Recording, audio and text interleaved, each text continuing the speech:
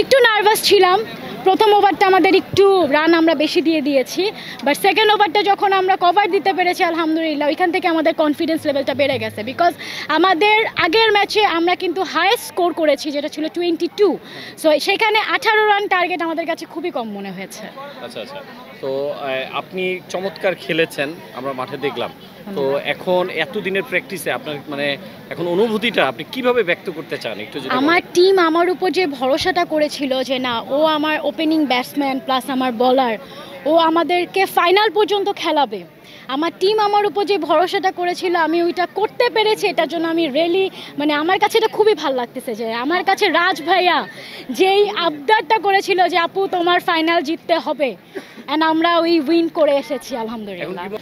এই ধরনের আয়োজন ডেফিনেটলি আমি বলবো প্রতি বছর হওয়া উচিত, কারণ আমরা মিডিয়াতে সারাদিন আমরা অনেক কাজে ব্যস্ত থাকি। এখানে আমরা সব টিমে আমাদের যে সেলিব্রিটি ক্রিকেট যেটা হচ্ছে সবাই আছেন, একটা ফান, এটা আমাদের জন্য কিন্তু একটা ফান।